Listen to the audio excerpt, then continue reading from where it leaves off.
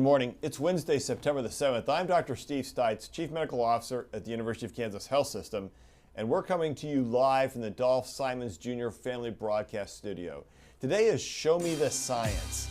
We're talking about using artificial intelligence in making a time-critical diagnosis of a silent killer. Every year, 1 in 5 adults admitted into a hospital develops acute kidney injury, or AKI. It is a serious, fast-moving condition that can take your life, and the incidence of AKI is also rapidly increasing, with cases doubling each year. But there's hope on the horizon in better diagnosing AKI using artificial intelligence. There's work being done by 2 researchers here at the University of Kansas Medical Center that was recently published in JAMA. Our experts today are Dr. Mei Liu, an associate professor of medical informatics in the Department of Internal Medicine, and co-author Dr. Alan Yu, who is director of the Division of Nephrology and Hypertension. We'll also hear from the Vice President and Chief Informatics Officer here at the Health System and at the Med Center, Chris Harper. He's going to talk a little about the future of AI in healthcare. And as always, Dr. Dana Hawkinson, Medical Director of Infection Prevention Control, has our COVID count. Our Show Me the Science episodes always start with the terms you will hear us talk about while discussing the research. Let's begin with what is AI. We've all come to understand the Hollywood version of artificial intelligence. But how is AI used in medicine? I'll turn to Chris Harper to help explain how the health system is rapidly increasing its use of AI in the care of patients. Chris. Hey, good morning. So, one of the things that you guys are gonna regret inviting a nerd to the to this show, because I'm gonna give you a quick history lesson of not only how we're using it, but why we are at the stage we are at, which is if you think about back in the 90s and 2000, healthcare systems have really focused on delivering and implementing and really digitizing the paper record into what's known as electronic health record systems. And since then, since the 2000 to 2010s, that we've been really creating what's called the interoperability and using third-party systems to make the health EHR systems really useful. Well, what that's done is really created a vast amount of data that we now need help of machines, or commonly known as AI, artificial intelligence, to be able to make really sense of that dumb and static data into a useful information. And so what you're seeing is that today, from a health system perspective, we're making a lot of investments into innovation, but also how do we practically use the data and turn it into that intelligence using these capabilities. And so, those are kind of the quick history lesson of where we're at. And then, a couple of things I'll mention also is that, we focus on using these data and AI capabilities safely and securely. And so what we've been really doing is we created what's called a AI Center of Excellence for the health system. And we partnered with a group out of bioethics to be able to create a safe usage for the patient, but also how do we put the human at the center of our AI capability. And so slowly we would make investments, not only in the people, but the technology to be able to do that in a scalable way. So Chris, here's what I want to know, being another nerd and a science fiction nerd. Are Isaac Asimov 5 laws of robotics part of AI programming? There's different ways to look at that. You mentioned some of the science fictions movies that portray these, intelligent robots that act as a humanoid, but we're not there yet. So you look at the hype that's created around these technologies. Really, we're moving towards some of those autonomous robotics and what's commonly known as a general AI capability, and we're years or decades from that. But what we are able to do is what's called a data-centric or model-centric AI capability that our 2 physicians here are also using to solve a healthcare problem. So we're not at that scientific level, and we do look at, a bunch of nerds look at every year on what's called a Turing testing, where does really artificial intelligence equal human intelligence? And we're not there yet from a capability. Yeah, just so that our listeners know that Isaac Asimov, brilliant science fiction writer, had the 5 laws of robotics, which basically meant robots couldn't hurt people and always had to help folks. But I don't know if AI is going to help me balance the checkbook or not. We'll find out in a minute. Let's talk to our folks here in the studio with me.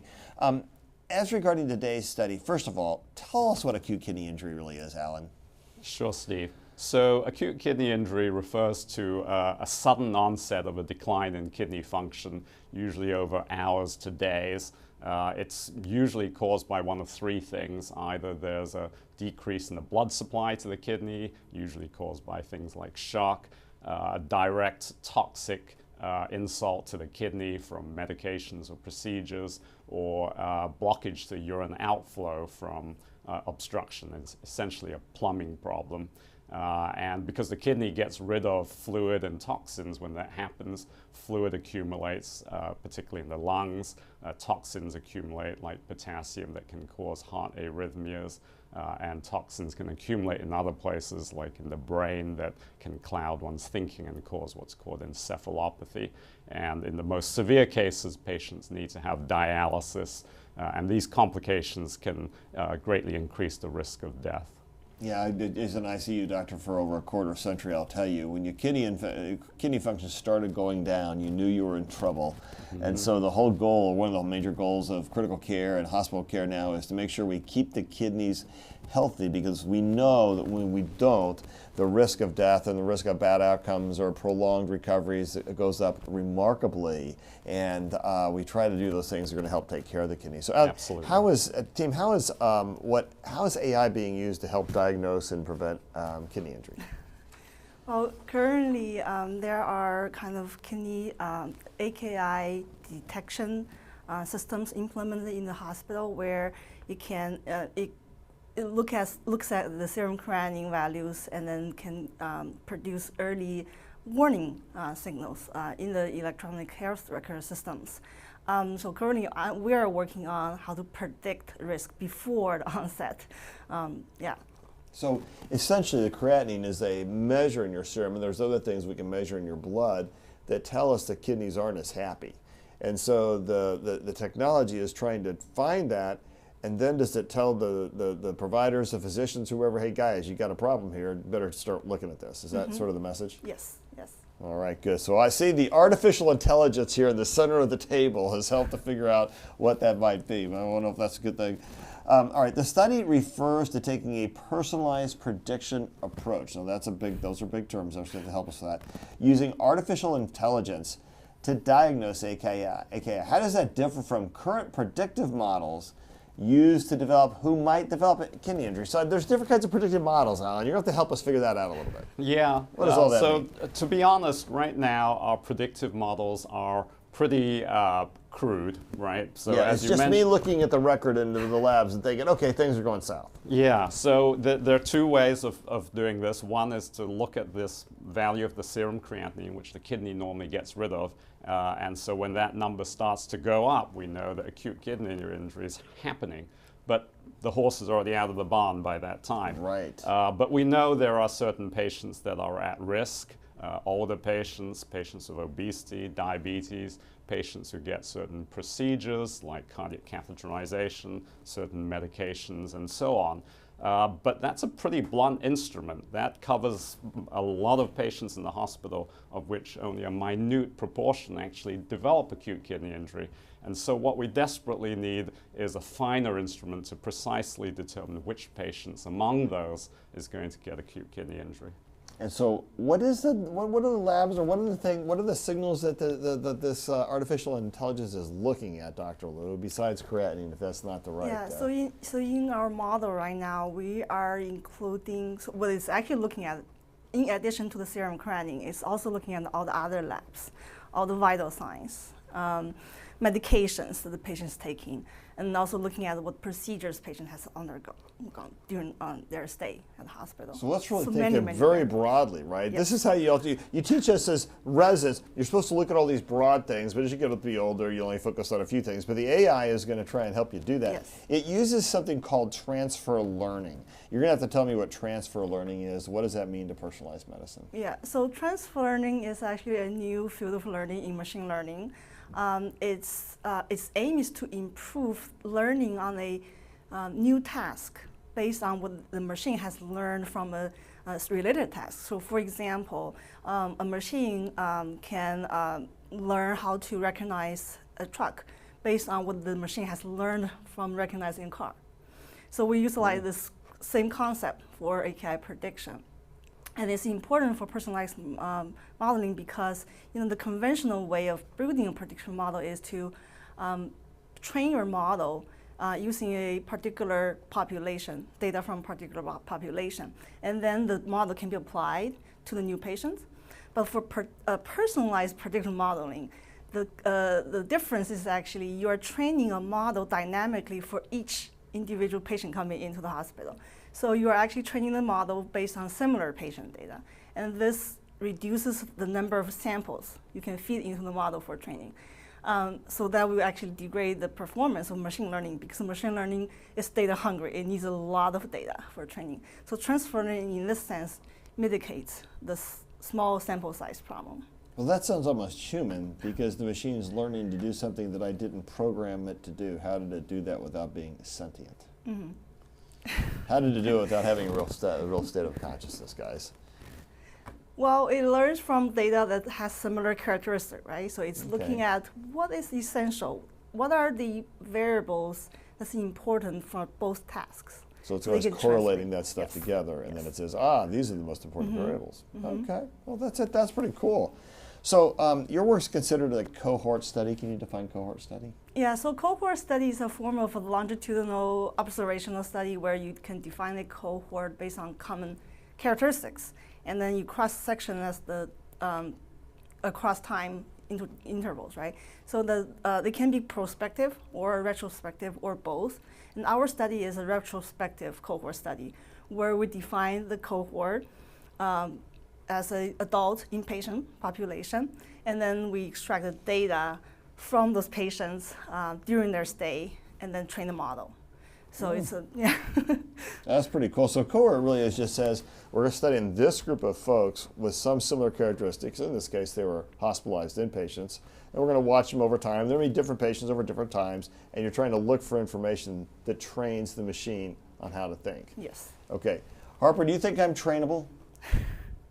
That's still to be seen. I've only been here 10 years, so the jury's still out there. There's still hope, is that what you're saying? Yeah, I think the people in the back of the studio think the answer to that is no at the moment. Okay, the study used information in an EHR for research. We want everyone to know that the study that we were doing here was compliant with all HIPAA things, et cetera. And that means all the information is kept de-identified. So tell us how the data in EHRs was used, though, and why, team. I think, Chris, that's probably best to you. Yeah, what we've been doing, as mentioned earlier, is digitizing the record, so to speak. And so today, for the health system, roughly we have over 3.5 petabytes worth of data in our healthcare. And if I translate that into some of the useful, context, really, 50 petabyte. Is the entire record of human kind from the beginning to the end with all languages. So it's a tremendous amount of data. And what the team has done is really create a what's called a data system that's able to really work with researchers like we have here to be able to use different modeling techniques, different data-centric AI capabilities to really make sense of it using things like predictive modeling and so forth. And so, today, the exciting thing is, we're at a new age of medicine and science that we're able to apply more of these AI techniques, and we're just at the cusp, really, at using that record that we've been creating for the last 20 years and really making intelligence out of those data and the systems. And it is amazing to think about what the future of AI in medicine is, because you sort of hearkened at it here about look at all the information we've gotten in the EHR. And I'm fascinated. So I grew up in the era of paper charts, right? You wrote everything down, and then when a patient came back for a follow-up visit, you hope you wrote it all down, and then you got to find all the pieces of information. You'd spend time trying to find all the information, and you'd be grumpy about it because sometimes, I remember going up to radiology sometimes. I could spend an hour just looking to find where the chest X-ray went. Now the information's all there at my fingertips, but there's immense amount of information, and trying to digest it all and keep track of it can be hard. Is AI going to help us with that in the future? And talk to us a little bit about what is the future of AI in medicine. If I watch Star Trek and Star Wars, it sort of displaces people. Is that what, do you see that happening? I think so. Like you think I'm going to get displaced? Wait a minute, Harper, that's the wrong answer. No. So I think the goal is really you cannot displace how humans make decisions or interact, right? And so what we're doing really is how do we augment our physician and caregivers with the intelligence and the smart information to be able to improve care and outcomes. And so interestingly, I know Dr. Liu just mentioned about machine learning, and funny thing is, I bet everybody on this call or watching this have participated in training machines. So I don't know if folks that have, whether it's a Apple phone or a website you enter into, sometimes it'll display things, make sure I'm not a robot. And it'll ask you to click on, a mosaic of picture to say, okay, what does it look like a car or a sidewalk? And you click on these images. Essentially, what you're doing is training Google machine learning capability to detect these different images, and then you're actually training that machine learning capability that's on the Google side. And so, like Dr. Liu said, I think we're, as a society, more and more data is generated, not just on the medical and the healthcare side, but from a human perspective. And eventually that's going to lead to innovations that are really coming to the forefront of making things easier to use. So, one of the things that we've been trying to do and invest into from a health system perspective is how do we make it easier for our clinician really to be able to make sense of, vast amount of data and turn it into intelligible insights. So for instance, our physicians spend a ton of time, clicking through different electronic record systems to be able to get to the answer they need. While the new using AI capability, now they're able to, the machines are able to tee those things up so that you don't have to click on 5 different things to get to the answer you're looking for. Which is pretty impressive. I'm just impressed that I can see a patient who's been in an epic hospital, and I can look at their charts and see all the information they had. I mean, that's revolutionary, honestly, to taking care of patients. And I guess that's really not machine learning, but I want to go back to that Google thing for a minute. So when I click I'm not a robot and I'm looking at those pictures, I'm actually doing something for Google. I'm working for Google. It's not that that's a big security screen or something. Wow. No, though, actually, that's exactly a machine learning technique that Google uses. And think about, like Dr. Liu said, these machines are dumb until you train it, and you need again a vast amount of data, but really also data continues to shift, right? So I always tell my team and the physicians that the EHR record you stepped in yesterday is different today because of all the new data that's coming in. And so without these AI capabilities, we're going to be at a point where there's too much data for us to be able to compute, so to speak, from a human perspective. And we need these assistance from these intelligence to be able to help us in a sense. Or is it going to finally be able to help me watch the Royals games eventually so I can get rid of Bally Sports or whatever? Is that a future part of the thing too? Well, I'm sure it's already doing some of that. I don't know if people know, but, I had a chance to talk to some of the MLB teams, and, I don't know if it's going to help you watch it, but, sports today uses so much of data to be able to make intelligence. So, for instance, I know a lot of the major league teams capture how many times the ball rotates in a single pitch, and then they look at the angle of those rotations to be able to help understand, is this going to be a type of ball it is? And then actually a lot of the teams use that data to make hitting improvements, right? And so, but from a viewership perspective, there's already information out there about you and how, you like to consume those type of sports event. And so I'm sure in the future it's going to prompt you to maybe click on something that, for your favorite team or things like that in the coming future. All right, so Alan, is this going to put you out of business? Because if we don't have acute kidney injury in the hospital, where are you going to get dialysis from? Well, I think it'll reduce acute kidney injury, and that'll be a great thing. It will be a but great there'll thing. be plenty of other kidney disease to tackle. Diabetes and high blood pressure and all sorts of sure. other things. So talk to us a little bit. Is your team already using quite a bit of AI in their daily rounds? No, we're not. And we're really looking forward to these smart folks on your show today developing the tools that we can use. That would be very cool. That'd be very cool. All right, speaking, now is the time for our viewers to send in questions about any terms you hear us say, questions about AI, as well as COVID questions. The links are on your screen. Speaking of COVID, Dr. Dana Hawkinson, Medical Director of Infection Prevention and Control, joins us with the COVID count for today. How are we doing? Hi. Well, Steve, we pushed up a little bit. I think we were in the mid-teens. Yeah. For a little bit. Yeah. 19 active right now, 3 in the ICU, 1 on the ventilator, 16 in that recovery period. But just as we said, probably about mid to late July, we actually saw that peak of that long plateau of cases and hospitalizations. I think as a nation, we're still doing well.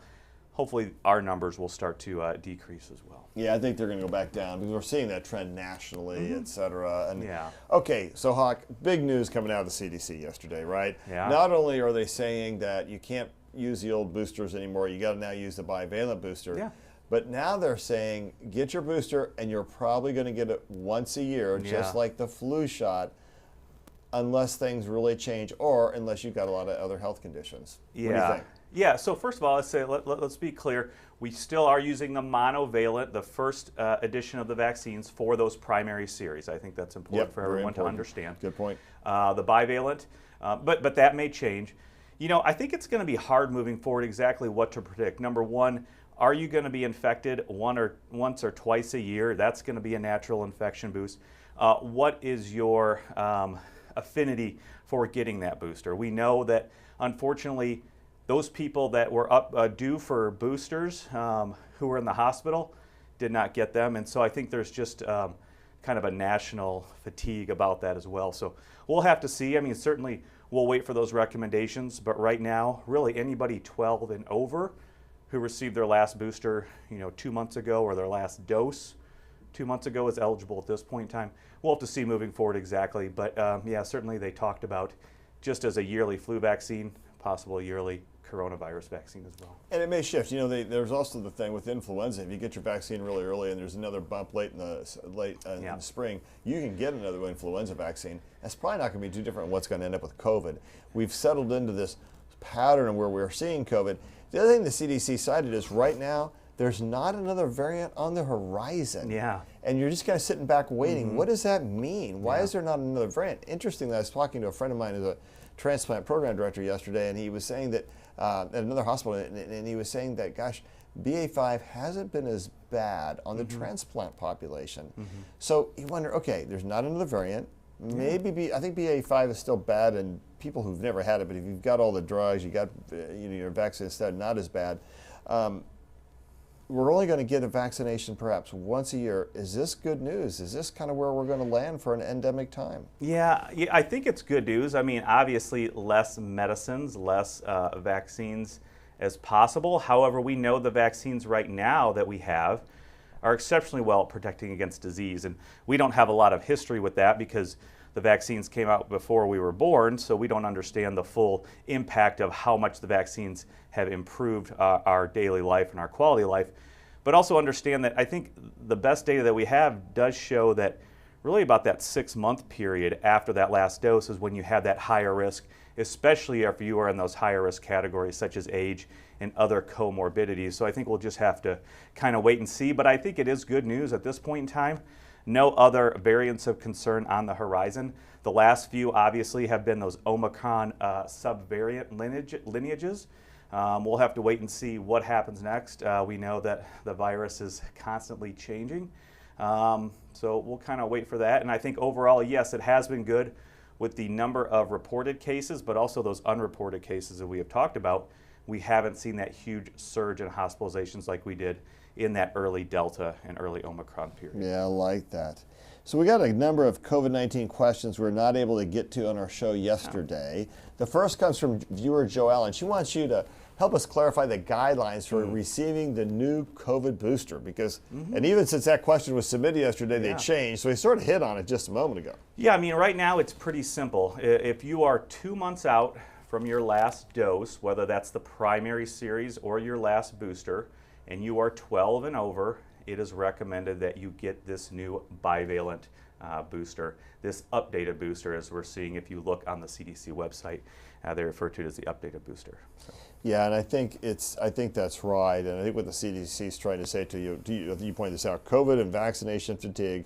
Look, if you get your primary series, 2 shots, or with the mRNA vaccines, and with Novavax, and then you would get a booster once a year. And the mRNA looks like the waves we're going to go because we can pivot it so fast, and just as we have now, and it's got the mix of B4 and B5 as well as the original one. You'll get that once a year unless you're immunocompromised or you're older, and haven't defined older yet. And we would also say that they do anticipate younger age groups, younger than 12, recommendations coming out soon as well.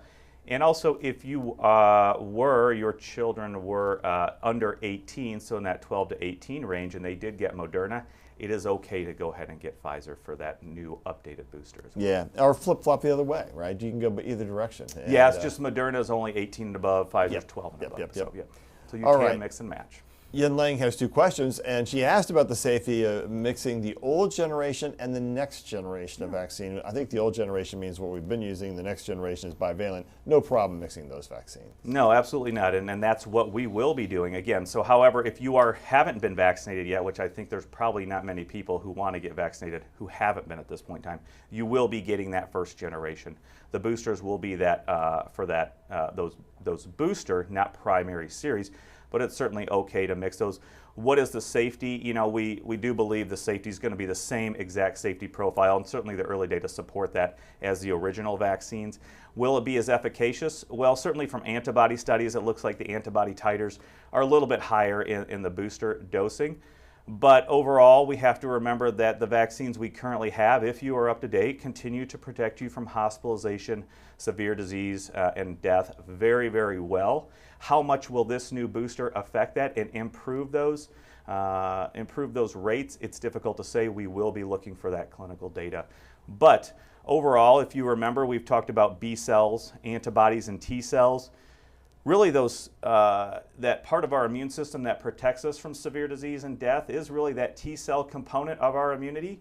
And from what we know, the areas on the spike that our T cells recognize really are unchanged. They are conserved. And so that is one of the reasons why those vaccines that we have, not the new bivalent, but those old vaccines, first generation, continue to work very well. They do continue to work well. We see that, as you pointed out, in our ICU all the time. If you're fully vaccinated and you've had all your boosters, and you're not going to be in the ICU essentially unless you have some severe chronic underlying disease like transplant or kidney failure, et cetera.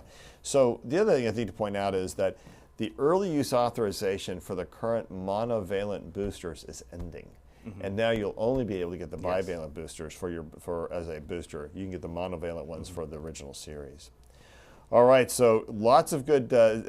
Also, Yen Ling wanted to know how many doses of the next generation vaccine should we get. You can get 1 dose, right? And then it's supposed to be good for 1 year unless you're in one of these high-risk categories. Yeah, currently it is just for this first updated booster dosing if you are 2 months or more from your last dose of vaccine. Yep. All right, New York Times heat map continues to show the United States. Overall in the world, it's kind of a bit of a challenging place. Still some red zones over there in the southeast and the southern kind of Atlantic region and over in the far west and even, right here in the Midwest. But overall, better than what it was a few weeks ago. But, honestly, there's still quite a bit of transmission. Let's not get cocky yet. And we're going to be heading into the colder months, November, December, and that'll be the challenge that we all face going forward. Okay, we are back with doctors, I'm going to say it right, Mei Lu, that's 3 times today and have done all right, and Dr. Alan Yu, talking about their study using artificial intelligence to predict acute kidney injury, and Chris Harper, the Chief Informatics Officer, who knows a thing or two about applying AI in medicine. And by the way, just a shout out to Harper. Do you realize he's a really smart guy? He used to play football at K-State, and he's still this smart. That's pretty impressive. I'm not talking K-State's not going to make you smart. I'm just thinking about all the head stuff. So smart man, he survived all those years in football. That's awesome. All right, folks, it was not hard to make the case for your body of work. I was struck by a couple of ideas a couple of slides I saw related to your study that clearly illustrate the need to do better diagnosing this kind of kidney injury very quickly. I want to start with the graphic showing a steady increase in acute kidney injury. My question is, prior to this study, were we getting better at diagnosing AKI, or do the numbers reflect a rising tide? Walk us through that graph. Yeah, sure. There you go. I don't think that's the right graph, but That's the one that shows it's deadly and expensive. How about the one prior to that? Yeah. But you could probably talk to us a little bit. Talk to us about why is there this rising rate of acute kidney injury, Alan? yeah, so there are a couple of things. So one is that we're perhaps getting a little bit better at diagnosing acute kidney injury.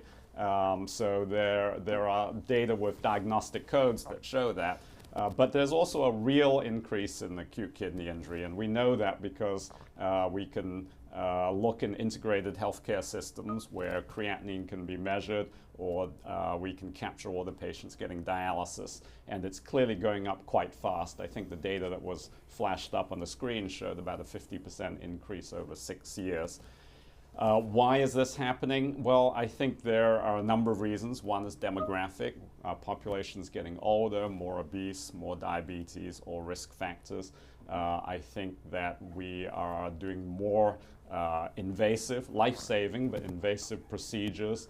There is an increased instance, as you know, of sepsis and decompensated heart failure that's coming into this hospital.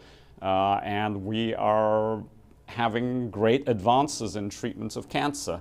And that's all good, but people are surviving longer from them and developing complications from all these amazing medications, one of which is acute kidney injury. Yeah, you know, so sicker, longer living, and that clearly, the kidneys, I'm not trying to insult your organ there, sir, but it is a little bit of a wimpy thing. And it takes a lot of abuse, in fairness, because the kidneys are supposed to filter out all these toxic metabolites, and sometimes those toxic metabolites that are in your body are toxic to the kidney itself, and then we have to get worried, right? And people get sick. You know, I take care of a lot of cystic fibrosis patients, and we've often given them lots of poisons over the years to kill the bacteria that were invading their body, and sometimes those do a lot of kidney injury. So we see a lot of chronic kidney disease in the patient population, and now these CF patients are living a lot longer, and we're saying, oh my gosh, now we're having to start really worried about what the long-term effect of those drugs are on their kidneys, and hopefully with the new therapy we won't have to keep doing that. But man, it's a challenge sometimes to manage the chronic disease without trying to cause chronic injury to a kidney too. Absolutely. So, all right, AKI is potentially deadly and expensive. That slide popped up. Let's get back to that slide. Show us a slide, kind of explain these numbers. What is this slide trying to tell us, Alan? Yeah, so it's telling us two things. One is that there is an increased risk of death. So firstly, this is a Harvard study looking at the burden of acute kidney injury, and it showed that about 3.5% of admissions have acute kidney injury. So if you extrapolate that, that's about 1.2 million Americans per year getting acute kidney injury. That's a lot. Yeah. And if you get acute kidney injury, your odds of death are greatly increased for the most severe forms of acute kidney injury, about a 50-fold increase in risk of death. And that translates to, I think, about 350,000 deaths per year. In addition to that, among those that survive, hospital stay has increased, average of about 3.5 days.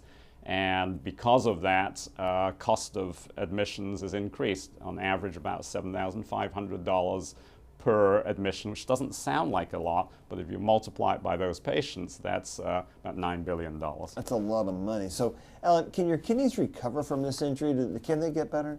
Yeah, absolutely. So once the inciting event has stopped, if the kidneys still have some residual tubules, that's the functioning part of the kidney that are surviving, they can slowly repair themselves and recover. Unfortunately, they don't always get back to normal, so you can recover part of the way and develop chronic kidney injury. which is what's shown on this graphic. So there's a risk of chronic kidney disease that proceeds over time. These patients are at risk of leaking protein in their urine, having high blood pressure, and all of those together conspire to cause your kidneys to deteriorate slowly over time, so that you eventually can get kidney failure, not immediately, but perhaps years later instead. And then you go on dialysis potentially, and dialysis, while it certainly will save your life, is not a panacea. It's really hard on people 3 times a week, 4 hours at a time in the dialysis. And honestly, patients on dialysis don't live that long. Yeah, it's an imperfect therapy, and we're doing our best to improve it and develop better forms of dialysis, but ultimately kidney transplant is the better procedure. It's just that there's a limit on the number of kidneys available. And it's not available to everybody. Exactly. So, man, we really want this AI thing to help us work a little bit better. So we've talked about the AI model being a better predictor of kidney injury to help limit the kidney. How much better is it? So based on our study, in our study, we are actually comparing our personalized model against the conventional predictor model. We're assessing the area under the receiver operating curve, or AUROC. So this is a measure that's essentially a balance between a true positive rate and a false positive rate. So it's an inherent assessing the inherent validity of the algorithm, its performance in discriminating who will develop AKI versus who will not develop AKI in the hospital. So in our study, we show that a personalized predictor model showed an average increase of 4% in terms of AUROC over the traditional modeling approach for AKI prediction, and especially in the high-risk subgroups, the increase can be as high as 13% for those who undergone, liver transplant and other high-risk subgroups patients. So it's early, but clearly showing it better than us, than the docs or the providers just looking at the nursing team, just looking at the page and saying, this is kidney injury. The model is better at doing that than just routine eyes and routine care, which is encouraging. Sounds like we still have more work to do to make it better, and then you're gonna have to look at it going forward. You've looked at it going backwards, now you gotta look at it going forward and say, show me the difference, right? Yes, test That's it pretty cool. prospectively. So Dr. Lybrett, when you first started your work on this back in 2018, you thought you'd be building a new and improved global model. Is that still what's going on? Or tell me, when did you realize there would be a better way than the old way? Yeah, so we built the model the traditional way, right? Conventional way of building a model and testing it. But we want to test the robustness of the model as well, right? The model needs to perform well across different patient populations. And especially for AKI, it's a heterogeneous disease. It has many clinical causes. So we want to test it in different subgroups of patients. So in addition to the traditional subgroups literature, that has been tested in the literature, like age group, different people who fall into different serum creatinine groups, we also tested on subgroups that has high risk of developing AKI based on their admission diagnosis. And when we did that, we saw the variation in the performance. Mm-hmm. So that led us to the personalized predictive modeling approach. Very, very cool. So between a 4 and 10% improvement in our ability to predict it, how much better do you think we're going to get beyond that as the model gets smarter from your machine learning? How much better? Yeah. We're hoping it can reach at least over 90% in terms of AUROC. I mean, 100%, I don't think we're ever going to get there. Right. Yeah. But if you can pick up 90% of kidney injury early, so we can intervene early, that's going to make a big difference, Alan. Yeah, I think that's exactly right. And I think what's exciting about this is not just picking up acute kidney injury, but May's approach allows us to identify within each individual what those specific risk factors are, which are going to be different between different patients. Because then you can try and take away those risk factors. Absolutely. You can mitigate them. And you may not have even otherwise realize that was the risk factor. Exactly. That is pretty cool medicine right there. That is. Show me the science. I love that. That's great. All right, so what excites you, May, the most about all this? The process of building an AI model that actually have a clinical impact. Yes.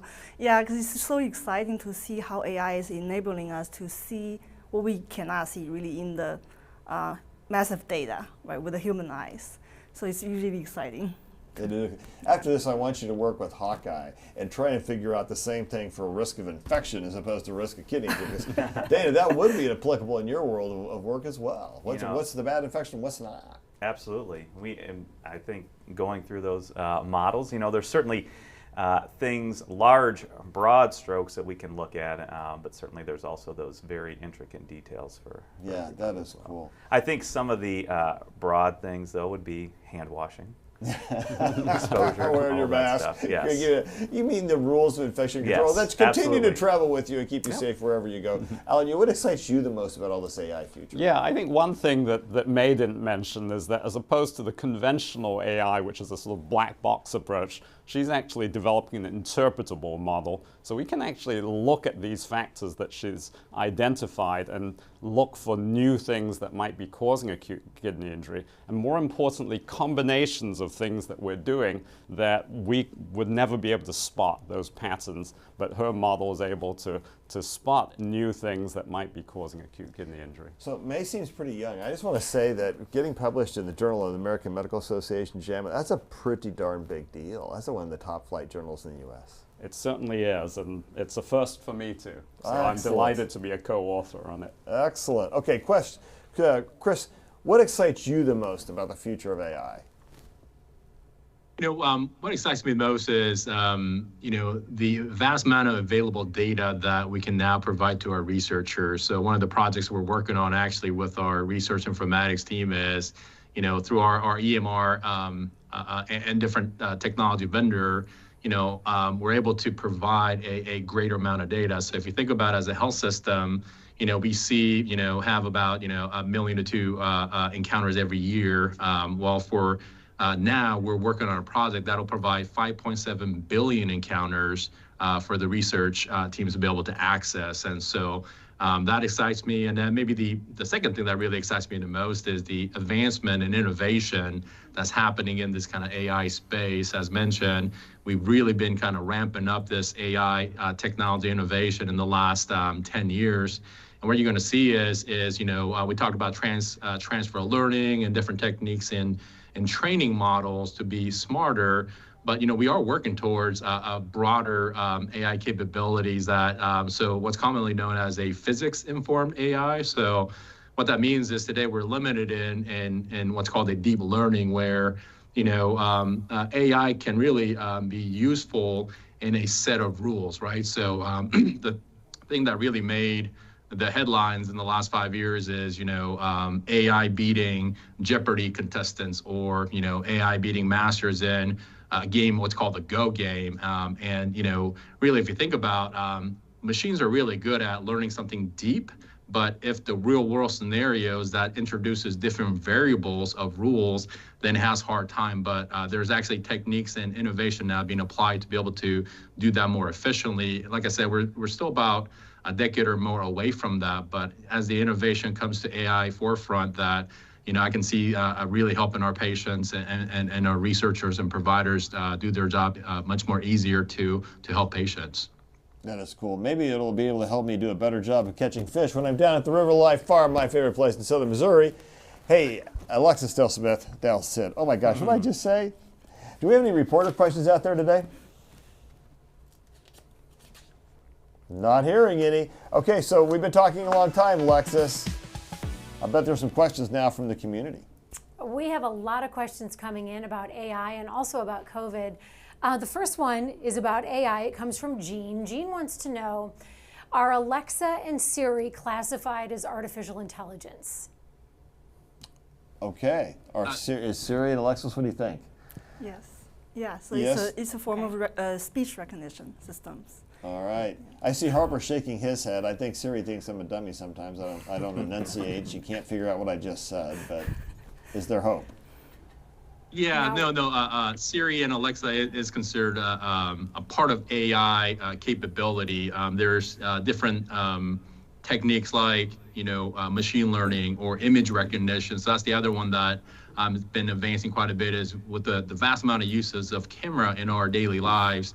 There's a lot of digital images that are created, whether it's video or still, and there's a ton of techniques that are created to be able to recognize that as well. So things like Tesla is probably the most easy one to understand, is that Tesla collects, I believe, about 20 terabytes worth of record every day to be able to translate those images and radar to be able to have that autonomous driving capability. Yeah, that'd be cool, and the car can drive more safely than I do. Alexis. Isaac has a question. Isaac actually has a concern that he wants to bounce off you, doctors. Isaac writes, I'm worried about this. I just read a piece in the Washington Post the other day about how AI might cause human extinction. I'm sure the creators of these systems share the same concerns, right? Okay, we're back to those Isaac Asimov's rules of robotics, Chris Harper, because that, if you read that science fiction world, that was part of the concern that was raised about the rise of AI. Talk to us a little bit how we can build in safeguards. Yeah, actually, there's a group that gathers every year looking at and trying to have guardrails around different AI usage or capabilities, so that, the goal obviously is the ethical use, but also making sure that as humans that we are being responsible for these technologies. And so they're working to make sure we have the right guardrails in place. Like I said, I think Terminator is probably the movie that most people reference when we're talking about AI. And, I don't know if we're close to those stages, but, I think really the easiest way to think about AI in a practical use is that it's just another smart tool that'll enhance our daily lives, or in our case, really helping to take care of patients better. So, I'm not smart enough to predict where we will be in 10 to 20 years, but I'd say we're pretty far away from that. And we have a group of smart people that are working every year to be able to put the right guardrails in place. All right, and Star Trek Discovery Season 2, fortunately, Commander Burnham and Captain Spock, I think still Commander Spock in that episode, as well as Captain Pike saved the universe. Outstanding. All right, Alexis. I have a couple COVID questions. This one's from Amanda. Amanda writes that she has a booster question. She says, I'm Pfizer fully vaxxed, 1 booster last November, hadn't qualified for another yet. I got COVID at the end of July. Do I need to wait a certain amount of time before getting this new booster? Yeah. I took Paxlovid during my COVID infection. She's getting close to the timeline, Hawk. Yeah, I think this is good. This is certainly part of more of the art of medicine. Certainly the CDC recommendations would be never miss an opportunity to vaccinate. I think if we take that a little bit further, so we can start there, and now it's really kind of more art, esoteric kind of issues. You have gotten a natural boost of infection with the infection. So you're getting your spike exposure, so you're developing antibodies and T-cell responses to that, but you're also developing antibodies and T-cell responses to other parts of the virus that you don't see with the vaccine. And I think it's right on, Steve. You are getting close now to where you probably could get the vaccine. I think waiting 8 to 12 weeks after your acute infection is probably good. That will give your immune system time to evolve during that period, but also then as your immunity starts to decrease, your antibodies start to contract, as they do with any natural infection or vaccination, you can go ahead and get that boost. So, I think what we would say is probably 8 to 12 weeks after that acute infection is probably reasonable. But again, let's be clear, the CDC recommendations would be never miss an opportunity to vaccinate. Yeah, never miss the opportunity, Alexis. Another vaccine question. What's the latest on the nasal spray vaccine? Oh, there was some stuff coming out of Europe and some other countries, or China coming out about the nasal vaccine. Yeah, so I would first start to say we have just a few vaccines that are emergency use authorized here in the United States. None of those are from those Chinese companies. We know that intranasal vaccines have been present before, things such as influenza. They sound good. I think we really want to increase those mucosal antibodies, so those antibodies that are in your mucosal surfaces, like in your nasal passages, in your respiratory system. But even those antibodies will wane as well. Those will decrease or contract. Certainly the information looks good. If we have a vaccine that helps decrease your chance of infection even greater than our current vaccines, which our vaccines do have, current ones do have some minimal protection against infection. But if we can use these intranasal vaccines, I think there's a lot of research to be done still, but hopefully they will show that there's benefit to help protecting against infection and even more against severe disease and hospitalization as well. You know, these are big challenges, Alexis, but important questions. Go ahead. Jean wants some clarification on the booster. Jean wants to know, do the new boosters include BA4 and 5? It's a mix of both BA4 and BA5, Hawk. There are some, the CDC actually went through that last night. Yeah, and I, from what I understand and believe, the BA4, BA5 spike is exactly the same. So it's other changes or mutations or amino acid substitutions in other parts of the viral genome in their proteins that make them a little bit different.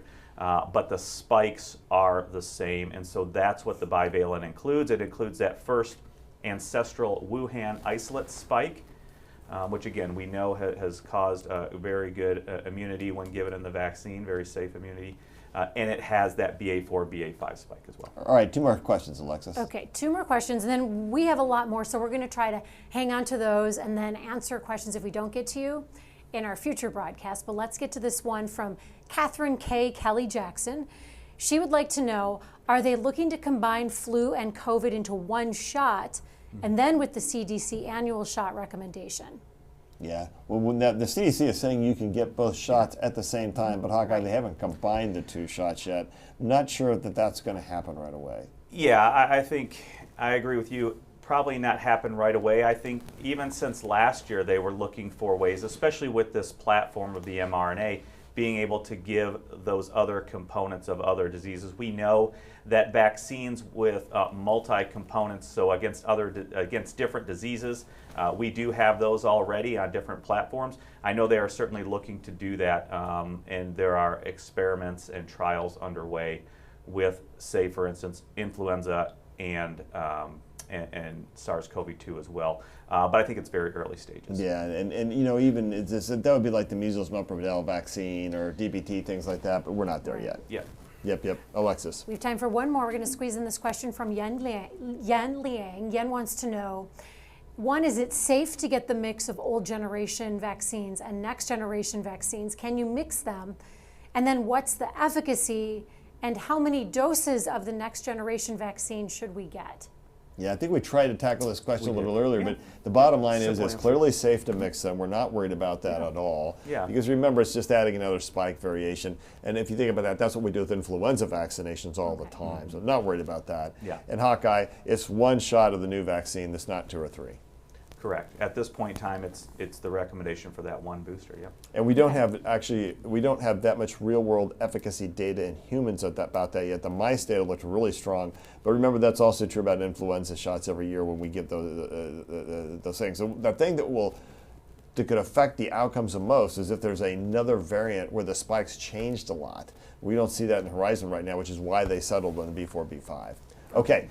We're going to go around the horn just a minute and get final thoughts from our guests. But before we do that, I want to give you another example about artificial intelligence that went viral in April. Some folks thought it might be an April Fool's joke, but it's not. Researchers in Hong Kong have developed robotic magnetic slime. No, this is not Ghostbusters. They say holds extreme potential in many areas from electrical to medical. The slime can apparently conduct electricity and grab onto small objects, which scientists think might come in handy to retrieve batteries from small children that they may swallow. The robotic slime is not yet ready for human consumption, but this is the final frontier, and it is amazing to explore and to follow, which is what we love to do on Show Me the Science. This has been a great discussion, and I'm really looking forward to more Show Me the Science episodes. These are my favorite programs because I learn a ton, and we get to the coolest people down here to talk about that. Let's get final thoughts from our guests. First, Dr. Mei Lu. Dr. Lu.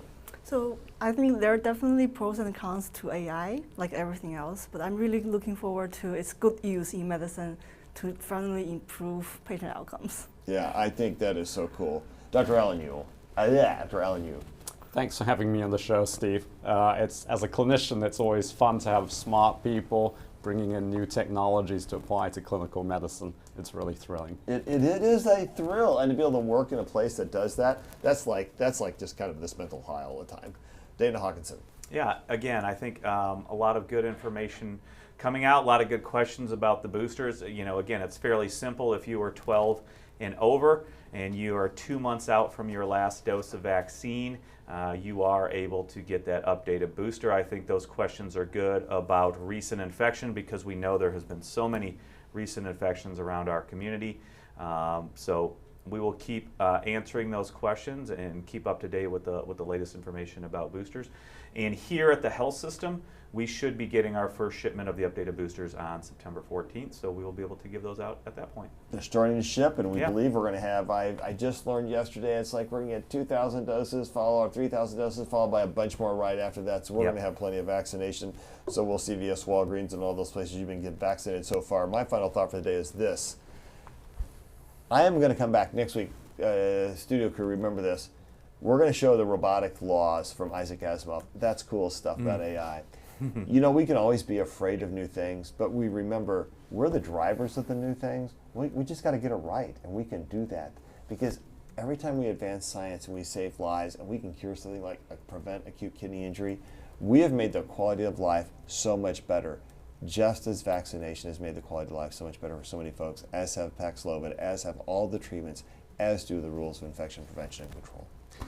Giving middle and high school students the tools and help they need to deal with a mental health crisis or stress. The largest mental health training program in the state of Kansas is now underway at one school district. Alexis Del Cid joins us once again with that story. Alexis. This is such a cool program. It's called Mental Health First Aid Training. And this program is the first of its kind in the Metro. It's the first of its kind in the whole state of Kansas. Coaches, along with program sponsors like people with the debate team, theater, athletic trainers in the Blue Valley School District, took part in a special training course yesterday. It happened in Overland Park. The goal is to make these people who are attending first responders when it comes to mental health. Also, another goal is simply to teach students in middle and high schools that it's okay to reach out for support. It's okay to open up if you're struggling. During this day-long training session, the group learned about a mental health action plan.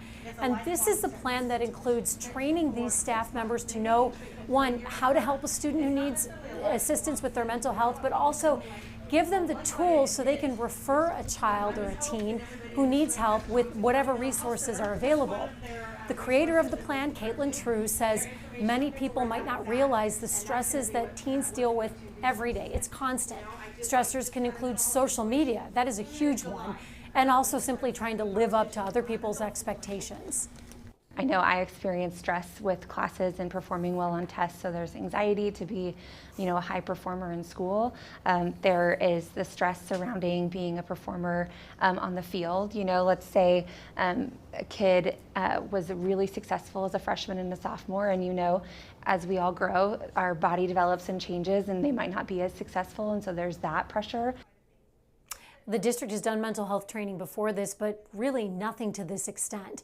Blue Valley leaders say this training session is only the beginning. It's the tip of the iceberg. They plan to teach everyone in the district about a mental health plan by the end of this school year. Now to another big topic, and we're talking about childhood cancer research. Did you know that childhood cancer research is grossly underfunded? It gets less than 4% of the National Cancer Institute's budget. Less than 4%. For one Metro mom whose son got cancer, she wasn't just going to stand by and do nothing. She got busy. She created an organization known as Braden's Hope. And tonight is their night at Kauffman Stadium. I talked with the Vice Chancellor and Director of the University of Kansas Cancer Center and the creator of Braden's Hope. I'm here with Delise Hofen and Dr. Jensen. Delise, I want to start with you. You had a close walk with cancer. How did this bring about Braden's Hope? Our son Braden was diagnosed with cancer when he was 3. There were fairly poor odds for his survival at that time, but we got through his first cancer treatment, which was about 1.5 years long. And then after that, he relapsed. His cancer came back and his odds felt even worse. So he had about a 10% chance for survival for 5 years at that time. 3 months later, I got diagnosed with breast cancer. I was really lucky because I had all sorts of treatments available to me that would go in and attack the cancer cells that I had. But Braden faced no known cure. And I was talking with a bunch of my friends and they were like, this is crazy. Why would you have more treatments and he wouldn't have treatments available to him? And so I started researching. And what I found out was that childhood cancer research is very overlooked and underfunded. You have walked through the fire. You've been through it. And you are channeling it for such great things. And you have some amazing events happening in September to raise awareness for childhood cancer research. Can you talk about those?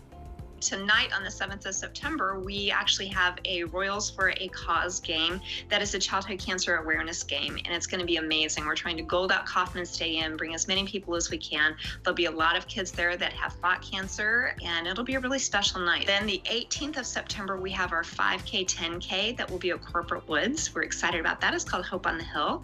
And then our final event at the end of the month is our Hope Gala, and it's on September 24th. I want to bring in Dr. Jensen to talk about this partnership with the Cancer Center, Braden's Hope, and Children's Mercy, and how this has impacted pediatric cancer research in our area. We have been working with Children's Mercy for several years now, and Braden's Hope came along and really served to catalyze many of our most exciting research efforts along the pediatric oncology lines, and they have funded 3 different investigators that we think are really at the cutting edge of pediatric cancer research. And that was made entirely possible by the Braden's Hope effort. And so we consider them one of our most valuable partners. And obviously our relationship with Children's Mercy has been going on for a number of years now and was critical to getting our center to comprehensive status, because one of the criteria that they look at is the ability of our cancer center to address cancer across the lifespan. And so obviously Children's Mercy plays a critical role for our pediatric patients. Delise and Dr. Jensen, thank you so much. That is going to be a great night at the K tonight. Thank you so much for joining us this morning here on Open Mics. And remember, you can catch our updates anytime just by logging on to Facebook, YouTube, or Twitter. We will see you back here tomorrow morning at 8 a.m. Go out and make it a great day.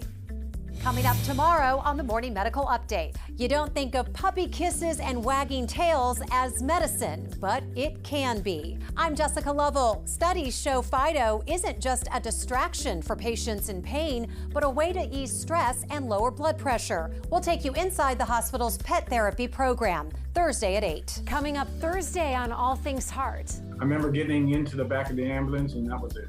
The one thing his wife did from miles away that doctors say was just as important as their work in the OR. We hear from the stroke survivor and the life-saving information from his doctors. Thursday morning at 10. Subscribe to our Morning Medical Update and Open Mics with Dr. Stites podcast. Now, everywhere podcasts are available.